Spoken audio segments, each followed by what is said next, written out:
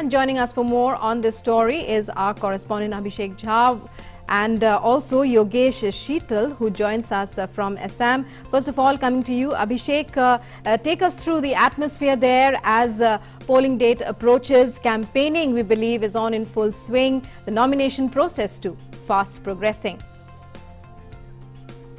Of course, Rugma, and this whole process of filing nomination has sped up as the date is almost on the verge to end. In the last, like yesterday, only major leaders of BJP, AIDMK, DMK, they have also, in the last rush hour, they have filed their nominations from Kanyakumari seats, Congress, Vasant Kumar's son, the late parliamentarian who died after COVID. His son has been nominated from Congress side, who will be fighting against BJP's Pon Radhakrishnan in Kanyakumari's MP seat. He has also filed nomination yesterday. Meanwhile, the campaigning across the state has been in full swings. Both sides, AIDMK-led side and the DMK-led opposition in the government, both are putting allegations against each other about how the state has been mismanaged. There has been certain incidences. Also, in fact, in Kunur, while filing a nomination paper, AIDMK candidate, there were like more than crowd, more than prescribed limit, and hence 5,000 rupees of fine was also given against AIDMK, and this whole state is into actually very much heightened political scenario when all sides are trying to convince voters on so many accounts to ensure that their side of the party or their side of the candidate win the election. All right, Abhishek, from here we will go across to our correspondent Yogesh Sheetal, who is joining us from Assam. Yogesh, Abhishek was telling us about the political temperament in the state. You're there in Assam. Let us know the political ongoings. Also, as we tell that campaigning is in full swing in both the states. When we talk of the election battle ahead, you tell us how is the election battle poised in the state, and very quickly let us know the election updates. Good morning, Preeti. As far as election update is concerned, today is the last day of nomination for the third phase, which is going to be held on the 6th of April in Assam. We know that there are 3 phases in which the elections are going to be held in Assam: 27th March, 1st April, and also 6th April. So the last date of nomination is today, and also by 22nd of March, candidates may withdraw their nomination. Now, coming to election aspects, we know that Prime Minister Narendra Modi is also on the ground, and also today Rahul Gandhi is going to visit Assam. He has a schedule.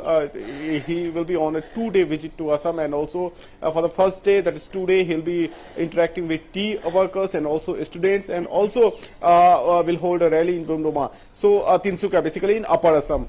Tomorrow also he'll be addressing some rallies here in Assam. Now, coming to the BJP, we know that yesterday Narendra Modi held a rally in Lakhimpur, in southern part area, Karimganj, basically the constituency where he was addressing a rally. That is Barak Valley. So Prime Minister significantly mentioned that how the developments work was started there, and how now Karimganj is, how entire Barak Valley is now connected with the rest of India through rail connectivity, also by road connectivity, and also through airways. So these are the developments, and also he underlined that how he applauded the work of Sonawala government also, and said that how the schemes of central government was implemented in the state for the betterment and for the upliftment of poor people, and also for the people in general. So these are the things which are going around the corner at this point in time as far as election is concerned. Also, Prime Minister is going to address a rally tomorrow in Shabua, where Rahul Gandhi is going to address a rally today. So Shabua is also going to be a very important constituency at this point in time, because last time we had seen in 2016 around more than approximately 2 crore voters had exercised their right, and around 1,80,000 around votes were given to NOTA. Shabua was one of the 10 constituencies where NOTA votes were around larger than the votes that were the margin between the winner and also between the losers. So basically these are the things, that's the reason why Shabua is an important constituency, and that's the reason why the top leaders are going to campaign there also. Coming to the issues, we know that around 20 to 40% voters are they belong to tea communities, tea workers from different tea sections. And one thing which is very important at this point in time, let me mention it, the Guwahati High Court basically recently had given an order restricting the lower court's order which allowed government to implement some wage improvements, some increase in the wages. So the High Court has reverted the issue and had posted the matter till April. So April the further hearing will be on. So this is going to be a very interesting thing at this point in time, because we know that tea workers have been demanding their wage to be increased over the last few years. So that is also one point. Apart from tea workers issue, there are also other issues like flood issues are there, women related issues are there, youth conservative issues are also there, for like employment, job issues are also there. We know that NRC-CA is also a factor, though they are not going to be a decisive factor in some keeping a view of the entire development political speeches over here. So these are the things which are going on the ground at this point in time. Yeah, right, Yogesh, as you said, the past 5 years of this government in Assam has seen a major push for infrastructure development, and that could be the trump card.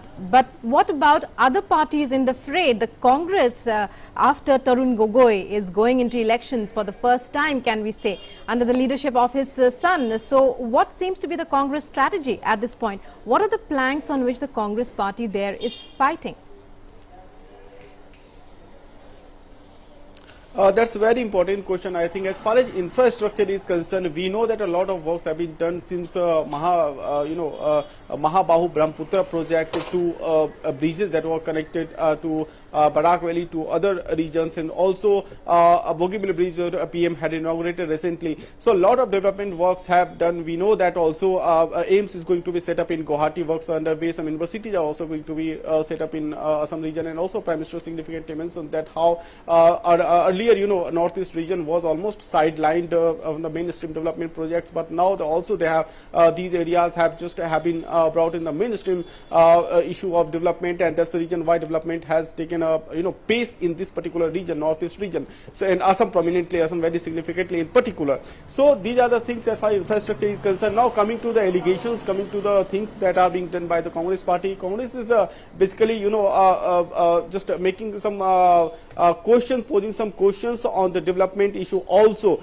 However, there are other issues that Congress is basically banking on at this point in time. There are 5 issues from implementing from NTCA stand, and also the other stand like giving electricity, free electricity up to 200 units, and also wages for tea workers, and also some other things, that 5 promises that Congress has been done. Congress has been standing on. But also he is raising the questions of the projects that are stuck in pipeline. There are a number of projects which are stuck in pipeline because of various regions. So that are basically the questions are being raised by the Congress party. Also flood related issues. We know that Brahmaputra Valley and also Barak Valley, they caused a lot of disturbance, a lot of issues of migration, and also a lot of concern for the villagers and all for the people who are located in those areas. So they are also Congress is asking questions that what happened in the last 5 years, so why this problem is not completely solved. However, we know that also JP Nadda, when he was addressing a rally in Lakhimpur a few days back, and also Amit Shah, he was addressing a rally in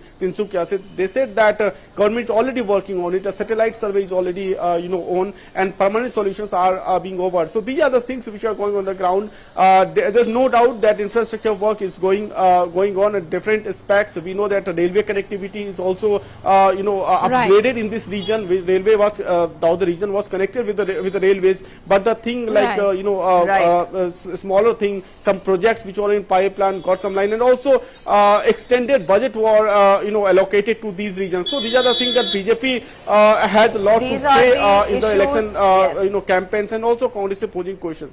All right, infrastructure and basic amenities are the issues on which almost every election, every time is fought. Abhishek, coming to you very quickly, I would want you to elaborate on any surprise elements, any surprise factors that are likely to that we could look forward to in the politics this time around of the state.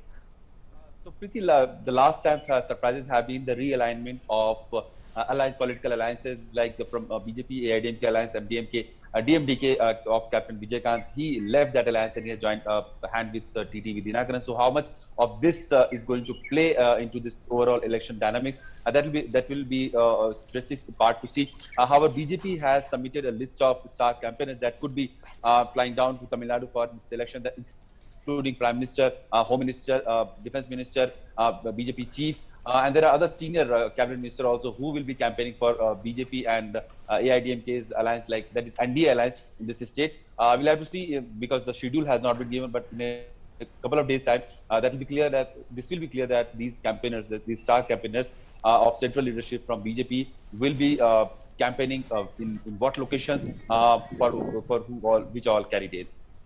Right, All right. Abhishek. And many thanks to Yogesh Sheetal as well for joining us here on the show early in the morning. So a big day for both states as election fever is very high. Yes, indeed. The political temperature soaring in the state, election battles all set, strategies laid down, contours laid down. We'll keep you